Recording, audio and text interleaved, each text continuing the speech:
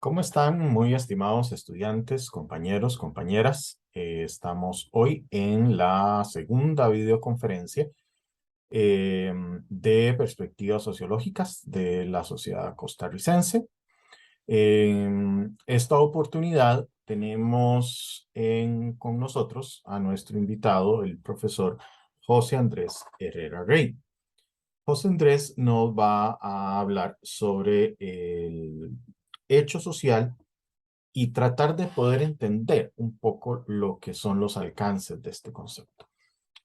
Sin más, quisiera darle la palabra a nuestro compañero José Andrés para que pueda eh, aportarnos parte de lo que él ha investigado.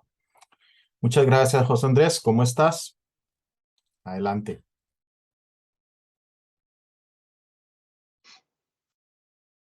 Muy buenas tardes, Gustavo. Muchas gracias por invitarme a conversar con vos y con el estudiantado de nuestra cátedra.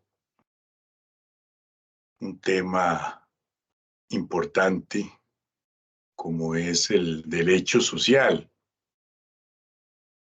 Mi nombre, como dijiste, es José Andrés Herrera Rey y bueno, soy profesor de la cátedra de sociología. Voy a comentar antes de compartir con ustedes unas diapositivas, una presentación que he preparado para esta conversación. Les voy a comentar un poco de lo que yo compartiré con ustedes hoy. Cuando hablamos de hecho social, estamos haciendo referencia a un clásico de la sociología como es Emilio Durkheim. Y Durkheim llega a postular esto del hecho social de acuerdo a un proceso formativo que ha ido o que fue teniendo en su momento. Eso entonces lo digo a modo de preámbulo para decir que en lo que yo hablaré, compartiré con ustedes hoy, voy a poner aspectos que tienen que ver con esa formación de Durkheim y que de una u otra manera tiene conexión con lo que Durkheim hace en cuanto al hecho social. En ese sentido, voy a compartir la presentación que he preparado y comencemos entonces a hablar sobre lo que llamaríamos una aproximación al hecho social desde los postulados de Emilio Durkheim. Un primer aspecto que hay que señalar es, bueno, ¿quién fue Durkheim? Nació en 1858, murió en 1917, nace en Francia, en el seno de una familia judía, descendiente de una larga estirpe de rabinos. Esto es curioso porque cuando a Durkheim le preguntaban el peso que tenía la religión en su vida, él decía: yo ante la religión tengo oídos sordos, decía Durkheim. Pese a eso, pues fue uno de los sociólogos que más se ocupó de escribir y de analizar el tema religioso. Fue profesor de filosofía en institutos de París durante varios años, desde los 1882 hasta 1887. Viaja a Alemania, donde estudia psicología científica con el precursor de este campo, como fue Wilhelm Wundt. Dicta durante 3 años un curso de ciencia social en la Universidad de Burdeos y es en 1902 cuando se incorpora a la Sorbonne como profesor de ciencias de la educación y sociología. Esto es algo importante porque Durkheim es el primer profesor universitario de sociología de Francia. Aunque no me gusta poner etiquetas a nadie, pero bueno, es importante mencionarlo.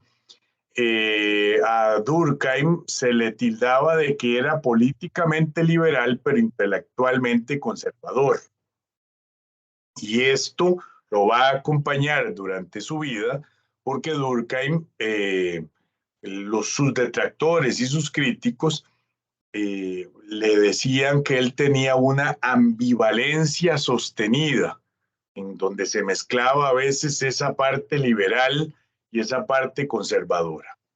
Como obras principales tenemos la División del Trabajo Social de 1893, dicho sea de paso, fue su tesis de doctorado. Luego, en 1895, las reglas del método sociológico, que para el caso de lo que estamos conversando hoy, reviste esta obra una relevancia porque es ahí donde Durkheim le pone, por así decirlo, nombres y apellidos al tema de los hechos sociales. Luego, la obra del suicidio, que es el primer análisis de la historia sobre el suicidio que se hace desde la sociología en 1897. Y finalmente, pues las formas elementales de la vida religiosa de 1912.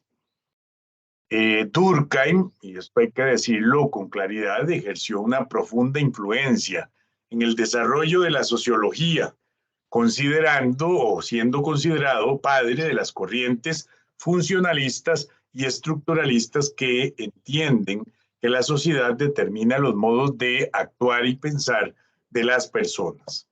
Esto quiere decir, y bueno, ya en el texto del curso lo vemos, cuando se habla de las tradiciones, escuelas, en el sentido de hay un estructural funcionalismo en el cual Durkheim figura como un autor base, y esto por cuanto Durkheim plantea una visión de que es la estructura social la que determina al individuo o tiene primacía sobre el individuo.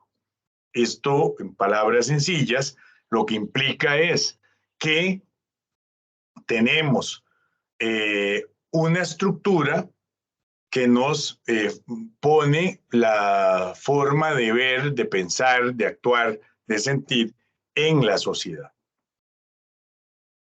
Entrando propiamente en el tema que nos ocupa ahorita, sobre el hecho social o los hechos sociales en plural, esto Durkheim lo aborda en el primer capítulo de las reglas del método sociológico.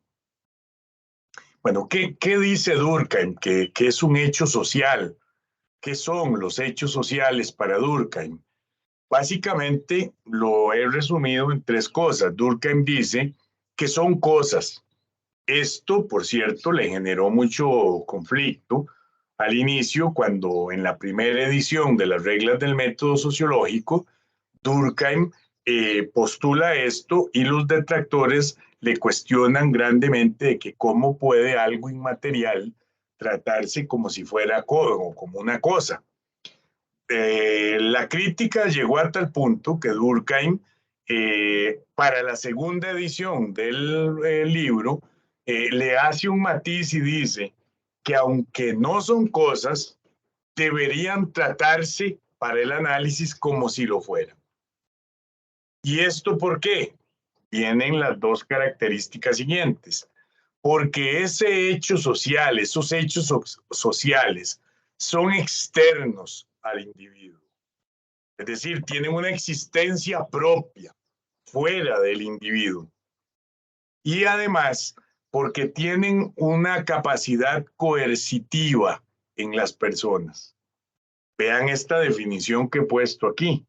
Consisten los hechos sociales en maneras de actuar, de hacer, de pensar, de sentir, que existen exteriores al individuo y que están dotadas de un poder coercitivo en virtud del cual se imponen al individuo. Ahora bien, cabe preguntarse, bueno, ¿y por qué es que Durkheim se ocupa de hacer esta noción de un hecho social? Y básicamente lo podríamos resumir en que Durkheim lo que estaba tratando de hacer al plantear esto es una distinción entre lo que es la sociología como una disciplina científica y la filosofía como una disciplina no científica, sino especulativa, etcétera, pero que no era científica. Dicho en otros términos, podría ser también que Durkheim lo que quería establecer era una diferencia entre cosas y entre ideas. Y también reflejar cómo la relación que hay entre cosas que son externas al individuo y cómo son interiores.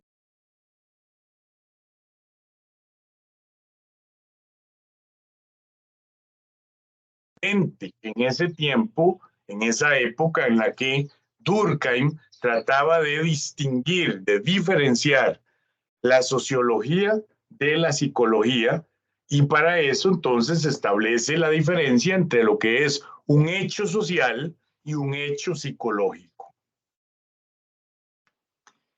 Desde esa perspectiva, entonces, ¿qué nos dice Durkheim sobre cómo deben ser abordados los hechos sociales? Bueno, una primera idea es que Durkheim dice que para él los hechos sociales constituyen unidades de estudio que no pueden, no deben ser abordadas con enfoques ni técnicas que no sean específicamente sociales.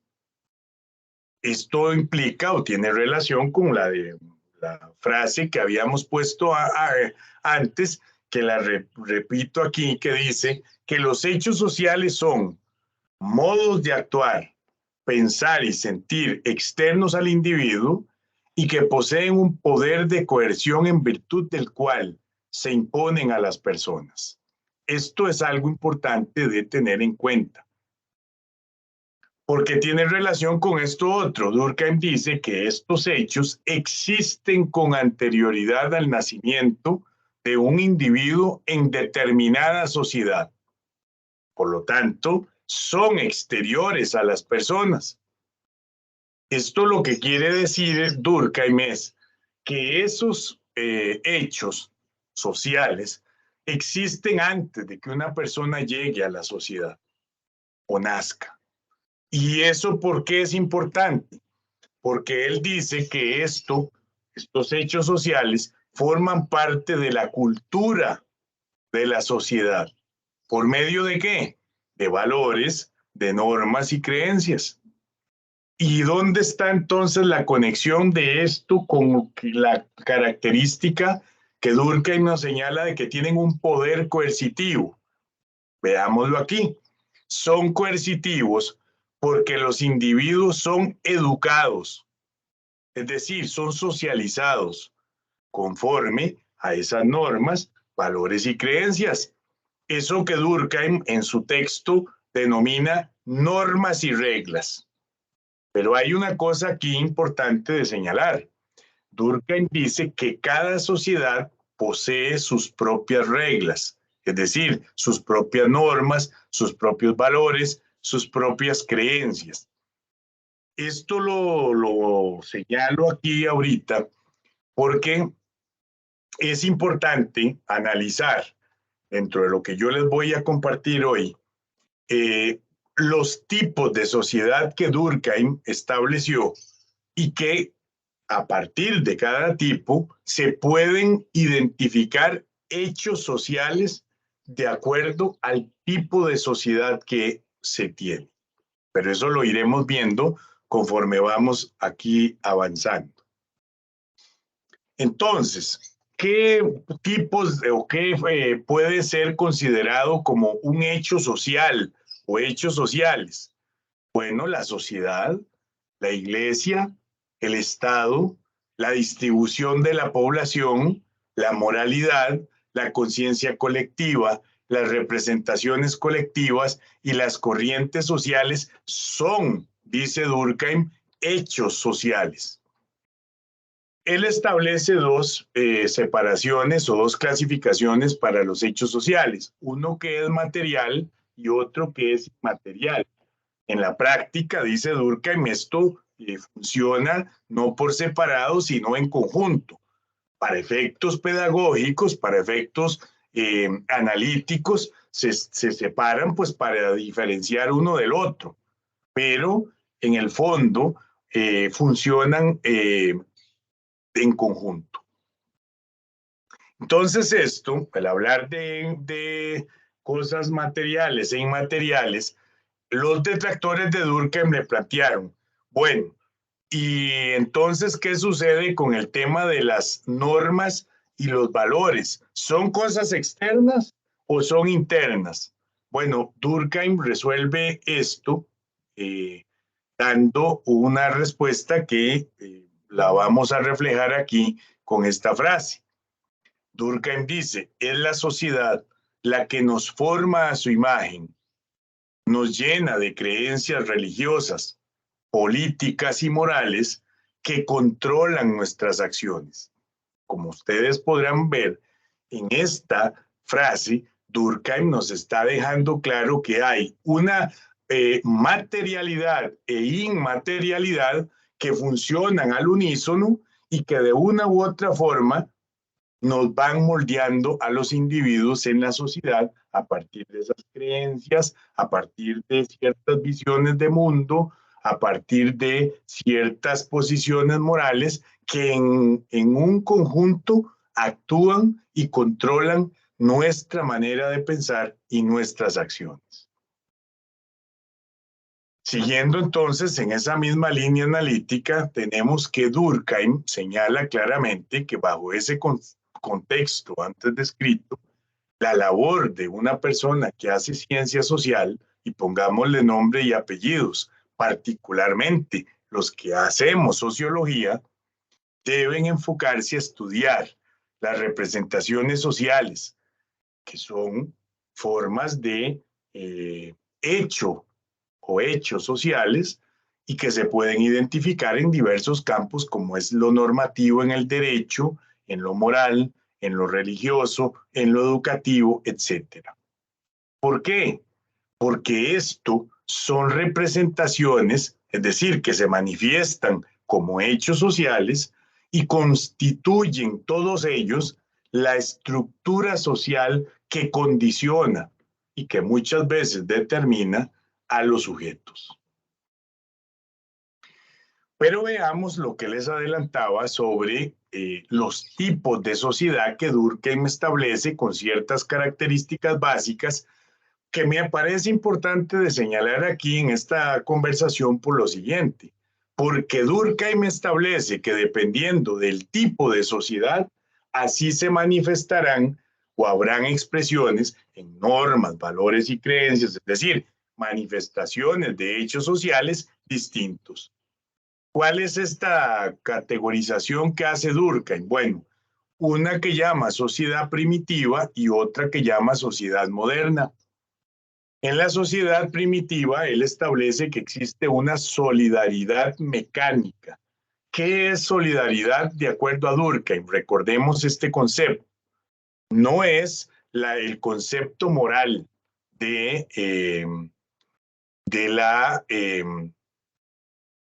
no es el concepto moral que se tiene sobre que alguien es muy dadivoso o que alguien ayudó a una persona que perdió la casa o que se le incendió el negocio, no. En Durkheim, solidaridad lo que implica es aquel vínculo inexorable que tiene todo individuo con su entorno. Y bajo ese sentido, Durkheim establece dos tipos, una que es mecánica y otra que es orgánica. La mecánica se refiere a que hay una estructura social que es poco diferenciada y que en ese sentido, en esa sociedad primitiva hay poca o muy baja división de trabajo, casi todo el mundo está en una misma labor. Desde el punto de vista de la institución social familia, es autosuficiente, es decir, de la familia dependen de sí para subsistir y no de otros. Y eso genera, dice Durkheim, que en ese tipo de sociedades exista una mayor probabilidad de conflicto. En cambio, en las sociedades modernas, la solidaridad que Durkheim le impone o le determina es orgánica, haciendo un símil o más bien una comparación entre un organismo, la sociedad vista como un organismo, un ser viviente, que tiene diferentes órganos que cumplen una función determinada, un rol, una función, pero que todos esos roles y funciones en su conjunto hacen que se mantenga ese ser vivo estable, vivo. En la sociedad, él utiliza esto para decir que en la sociedad moderna las personas tienen roles y funciones distintos como órganos, como parte de esa estructura social, pero que todos en su conjunto coadyuvan en función de que esa sociedad funcione y mantenga ese equilibrio. Por eso se dice que en punto 2 acá, la estructura social en esa sociedad moderna es diferenciada. Es decir, no es que todo el mundo es parecido, que tiende a lo mismo, no, ahí hay gente diferente con intereses, creencias, etcétera, distintas. Eso hace que entonces Durkheim diga que en una sociedad moderna existe una mayor y más refinada división de trabajo. Unos le tocan una cosa, a otros le tocan otra. Es decir, en palabras simples, en una sociedad moderna hay roles y funciones diversos que cada persona cumple en la sociedad. Esto a nivel de familia implica que ya no sean autosuficientes como pasa en las primitivas, sino que aquí existe una interrelación entre familias para que unos ayuden a otros. Por eso el último punto que señalamos aquí es el concepto de cooperación. Durkheim señala que en una sociedad moderna, con una solidaridad orgánica, se observa claramente esa interrelación como un hecho social dentro de las familias y entre familias que podríamos resumir o sintetizar en como una característica de la sociedad moderna, que es la cooperación. Veamos un ejemplo. Veamos un hecho social. El rol de la madre en una sociedad. Durkheim, ese mismo hecho social, como es el rol de la madre, lo analiza cómo es en las sociedades primitivas y cómo se manifiesta ese mismo hecho social en una sociedad moderna. Veamos.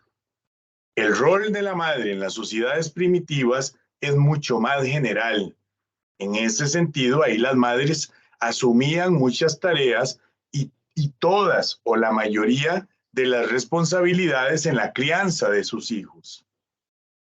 En las sociedades modernas, el trabajo de la madre es más especializado y menos general, y una madre puede valerse de otros servicios prestados de otras personas o inclusive de la tecnología para cumplir con esas responsabilidades en la crianza. Entonces veamos aquí que estamos ante un hecho social que puede asumir unas características en una sociedad primitiva y cómo ese mismo hecho social toma otras características en una sociedad moderna. Veamos entonces elementos que Durkheim nos señala como fundamentales para poder analizar, para poder identificar y determinar esos hechos sociales en una sociedad. El primer aspecto que Durkheim nos señala es la densidad dinámica. ¿Qué es eso? Bueno, palabras sencillas, Durkheim lo establece como un factor causal de transición de una sociedad mecánica a una sociedad orgánica, es decir, de una primitiva a una moderna.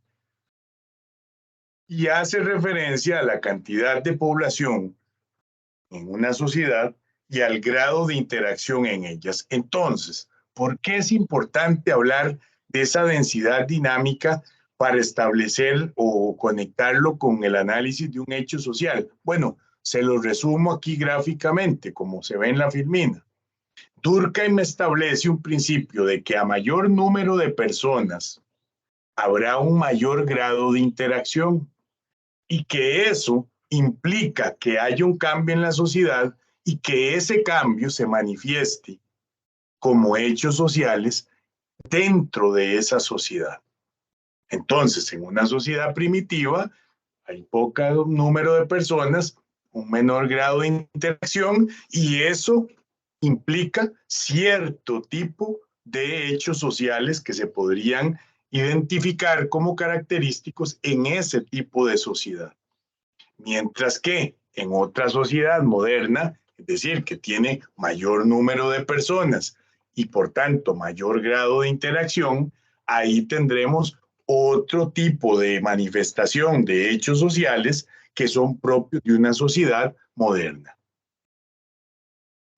Otro aspecto que Durkheim nos señala es para identificar estos tipos de hechos sociales es la parte normativa, la parte del derecho. Ahí establece dos. Durkheim dice que para una sociedad primitiva existe el derecho represivo. ¿Por qué? Porque las personas de esa sociedad son similares, todas tienen un sistema moral común y en ese tipo de sociedades, cuando un individuo atenta o agrede al sistema moral, que es común a todos, recibe o es objeto de un castigo casi siempre severo e inmediato. Por el lado de la sociedad moderna, Durkheim dice que los hechos sociales desde la parte jurídica normativa responden a un derecho restitutivo. ¿Por qué? Bueno, son personas diferentes y eso implica que dentro de esa misma sociedad hay personas que tienen sistemas morales diferentes o apenas o comunes apenas existentes o débiles. ¿Qué quiere decir esto en palabras simples? Que dentro de esas sociedades modernas hay coexisten, si bien alguna base, como dice aquí, común pero débil, llamémosle universal, de ciertos valores y sobre todo de ciertas cuestiones morales, lo cierto es que por hacer esa sociedad con personas distintas, tienen matices en sus sistemas morales diferentes. Esto obliga entonces que en ese sistema, en ese orden social, en esa estructura social moderna, de una sociedad moderna, el derecho restitutivo busque cuando alguien ofende o transgrede al sistema, lo que se busca es que las personas se les haga cumplir lo que la ley dice y sobre todo que se busque recompensar a la parte afectada o perjudicada. Vean que aquí esto marca una gran diferencia con el represivo, que ahí era un castigo severo e inmediato. Entonces, esto para cerrar, diría Durkheim, tenemos que en una sociedad primitiva lo que se ocupa en temas normativos es una administración y mantenimiento de esas normas, valores y creencias en las masas, mientras que en una sociedad moderna esa administración queda a cargo de ¿qué? De buscar el análisis de esas particularidades o especialidades diferenciadas que tiene cada individuo en una sociedad moderna. Veamos rápidamente lo que es esto y lo que implica entonces en estos dos tipos de solidaridad que Durkheim ha establecido y que, repito, cada tipo de sociedad y solidaridad establece o refleja diferentes manifestaciones de hecho o tipos de hechos sociales. En el caso de la solidaridad mecánica, ya dijimos, sociedad primitiva o premodernas, vemos que hay muchas semejanzas. La característica, una de ellas, es que hay muchas semejanzas en los individuos. La gente es como muy similar. La estructura social está segmentada. ¿En qué sentido? Cada quien tiene muy definido el rol, la función y casi siempre todos están como en los mismos segmentos. ¿Cuál es la fuente motivadora de este tipo de sociedad? De las costumbres, la moral, la religión, la tradición. A nivel de relaciones sociales, se enfoca mucho y predomina lo que son las relaciones sociales familiares. Y como indicador de las normas es que en las sociedades primitivas con solidaridad mecánica le impera el derecho represivo. Por el otro lado, en la sociedad moderna con solidaridad orgánica, tenemos que las sociedades son modernas y que ahí sí hay más que semejanzas entre los individuos, hay diferencias. ¿Por qué? Porque en el proceso de socialización de cada persona existen diferencias. ¿Por qué? Porque coexisten, dependiendo de el segmento en el que se encuentre, habrán valores, normas y creencias que algunas, repito, pueden ser compartidas por todos los segmentos, pero que en este caso tienen diferencias. Recordemos el concepto de la cuestión orgánica. Durkheim establece una similitud entre la sociedad como un organismo vivo o como un ser vivo que se compone de diferentes órganos que cada uno es diferente, de ahí viene la palabra diferenciado, pero que cumple un rol y una función distinta para mantener ese equilibrio a esa sociedad. Por eso se dice que la estructura social acá es organizada, haciendo la analogía con ese ente vivo, que ese organismo. Aquí la fuente fundamental en una sociedad moderna es la división del trabajo, estableciendo básicamente por esto como lo que acabo o he venido diciendo, una sociedad que está segmentada o estructurada, organizada con diferentes roles y funciones que implican trabajos distintos, que todos en conjunto ayudan a que esa sociedad avance.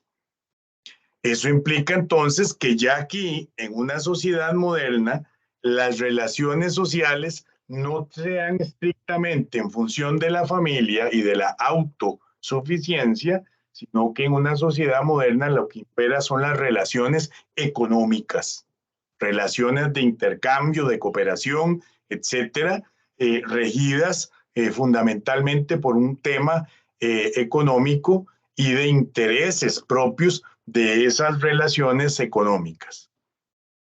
Y entonces, a nivel normativo, tenemos que aquí en la sociedad moderna, con solidaridad orgánica, impera el derecho restitutivo. Vean que en el centro les puse una parte que dice transición. Durkheim decía que otra forma de ver también cierto tipo particular de un hecho o hechos sociales es fijarse en la densidad moral y material de una sociedad, el volumen social y la anomia. Durkheim decía que en una sociedad que se vea esto y los hechos sociales que están inherentes a ello, implica que en esa sociedad está en un proceso de transición. Luego veremos ahorita qué es lo que Durkheim hablaba por anomia. Para Durkheim, la anomia es el mal que se sufre o que sufre una sociedad a causa de la ausencia de reglas morales y reglas jurídicas. Es decir, para Durkheim, la anomia es la ausencia de la norma. Esta ausencia se debe al desequilibrio económico y también puede ser, dice Durkheim, al debilitamiento de sus instituciones sociales. Ya sabemos, pero lo voy a recordar aquí, que en sociología hablar de institución no es decir que es el MOP, el MEP, el IMAS, no. La institución social es aquella que, como he dicho, la escuela, la familia, la iglesia, etcétera, el Estado, que son instituciones que transmiten a los individuos normas, valores y creencias. Y bueno, entonces él dice que una anomia puede surgir por el desequilibrio o debilitamiento de estas instituciones y que eso deviene entonces en un bajo grado de integración social.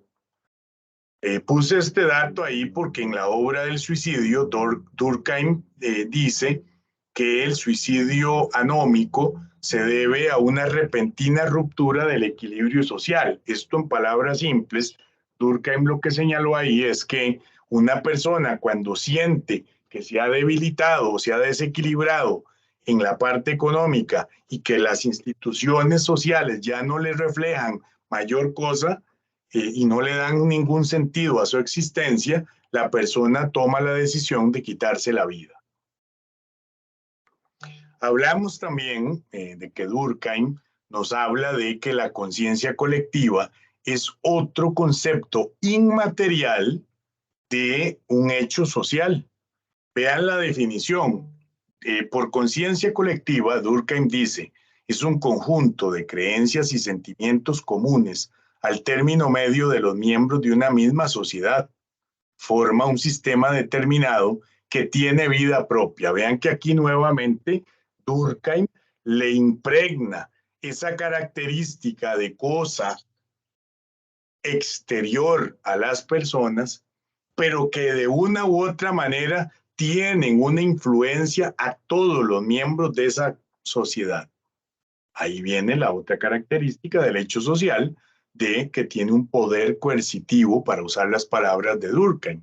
Bueno, la conciencia colectiva, entonces, según esto, para Durkheim, es una manifestación también de un hecho social. Veamos lo que nos dice sobre esto mismo Durkheim. Dice, en las sociedades modernas, esa conciencia colectiva es más débil y la solidaridad que existe en ellas es orgánica, pues que surge de las diferencias producidas por la división social del trabajo, que es en general la respuesta que el siglo XIX da o dio a la pregunta sobre el origen de todo hecho social. Vean qué importante esto. La solidaridad, dice Durkheim, es más particularmente por necesidad en este tipo de sociedades en las que las pasiones son reemplazadas por intereses. Pongamos esto en términos sencillos y un poco más comprensibles. Lo que Durkheim nos está diciendo aquí es que en las sociedades modernas esa conciencia es un poco más sutil. ¿Por qué? Porque ahí existe una división más especializada del trabajo y eso pone de manifiesto que ya la gente no actúa en función únicamente de lo pasional, de lo emotivo, de lo tradicional, sino que más bien funciona o acciona a través de intereses económicos que surgen dentro de esa sociedad moderna. Estos intereses que se ven reflejados y manifiestos en acciones que las personas hacen son, dice Durkheim, hechos sociales y que responden a una conciencia colectiva. ¿Por qué? Porque la sociedad está respondiendo, actuando de manera consciente o inconsciente la mayor parte de veces a esas creencias comunes que el sistema tiene determinado para sí. Él establece estos 4 elementos para poder pues analizar con un cierto grado de profundidad esa conciencia colectiva y sus manifestaciones, el volumen, entendiendo por ello la cantidad de gente que la comparte, la intensidad, es decir, el grado en que se sienten o que sienten esas personas esa conciencia colectiva, la rigidez es decir, el nivel de definición que se le impregna socialmente, lo que se tiene socialmente estatuido o definido como conciencia o parte de esa conciencia colectiva y que eso opera en los individuos. Y finalmente el contenido, es decir, la forma que adopta en una sociedad determinada esa conciencia colectiva. Repito para pasar al otro punto. Esa conciencia colectiva es un hecho social inmaterial de acuerdo a lo que establece Durkheim y puede tener manifestaciones diversas en una sociedad. La otra forma de hecho social inmaterial es lo que Durkheim llama las representaciones colectivas. Y estas hacen referencia a lo que son las normas y valores de ciertos colectivos en específico, instituciones sociales, como ya los mencionaba, la familia, el Estado, las instituciones educativas, las instituciones religiosas. Estas representaciones colectivas son las que le permitieron a Durkheim conceptualizar los hechos sociales inmateriales de una manera más específica. Para cerrar,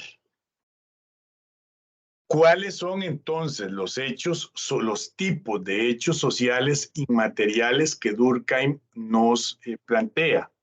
Bueno, un primero es los que tienen relación con la moral o la moralidad.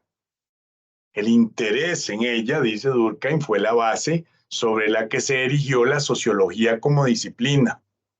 En la medida en que la moral fue un factor social que podría imponer una obligación en el individuo, reemplazando sus intereses egoístas. Esto fue un hecho social que Durkheim se interesó muchísimo por analizar. Y aquí pues se habla en su momento, no voy a entrar en mucho detalle, pero Durkheim también determinó y estudió que estos tipos de hechos sociales y materiales como relacionados con la moral reflejan un límite que se le pone y un control a los sujetos, a los individuos, para que sean libres. ¿Por qué?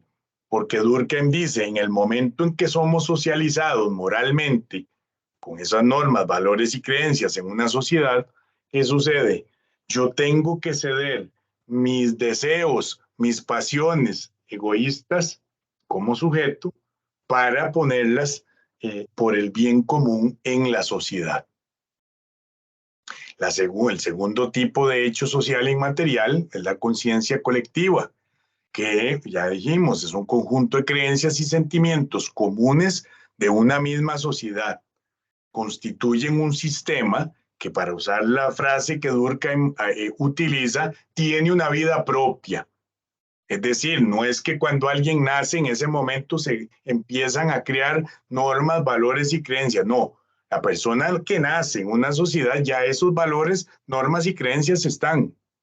Y lo que se hace es que por medio del proceso de socialización, la persona va interiorizando, ojo esto, lo que hablábamos al inicio, la relación que le cuestionaban a Durkheim en aquel momento de cómo se relacionaba lo exterior con lo interior. Bueno, aquí está quedando plasmado.